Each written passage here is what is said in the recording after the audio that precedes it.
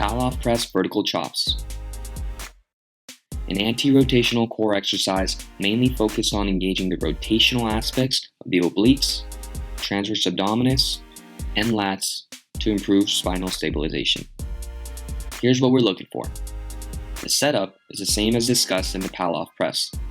If you want an in-depth explanation, click the link in the top right corner. To briefly explain, set up a sports cord at about chest height, position yourself with both hips facing forward, create a proud chest, and hold your hands at the center line of the body. When ready, take a breath into your stomach, create tension through your whole torso by imagining it's a compact pillar, and press the cord out directly in front of you. Imagine your arms are locked into the center. While keeping the arms between the lines, slowly raise your arms up as high as you can and slowly lower them down. The cord will create force to rotate your body to the left. Resist this. It will get harder the higher you raise your arms. With this setup, you should feel the right side of your body working harder to keep the hands centered. When you perform this motion facing the opposite wall, and the cord is off to your right side, you'll feel the left side of your body work more. A common fault we see is we start to see the ribcage and chest rise with the arms. In doing so, you are creating the illusion of moving through a larger range of motion. However, what's really happening is you are finding extension through the spine and not so much the shoulders, which doesn't challenge the core as much. Since Pallofs are aimed at core stabilization, we want to make sure the spine stays fixed while the arms move up. Cue yourself to pull your chest down toward the ground and to pull your ribcage down into your belly button as the arms rise up. It is important that you find a resistance that is challenging, but not so much where you're finding compensation with the chest and ribcage just to get your arms overhead.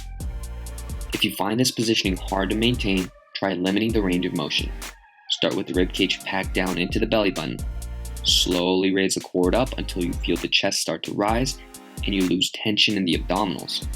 This is your range of motion limit for the day. From here, lower the arms back down.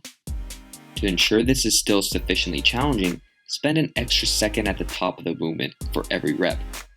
Then, follow up these reps with a lighter resistance band, only this time, work above your previous limit.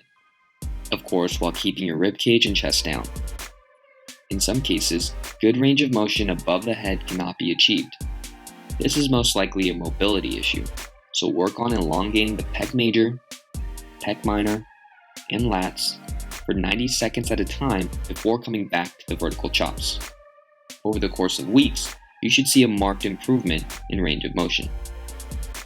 If this movement is too easy, you can modify by taking the movement slower, using a higher resistance, or leveling up to a more difficult Pallof variation, like the Pallof sling rings. The link is in the top right. Some comments before we let you guys go. Remember, it's quality over quantity. Moving well always takes precedence over the number of reps or the weight being used. Improve your mind-body connection by constantly trying to identify and feel the correct muscles working. And as always, remember to be happy with the fact that you're doing good for your body.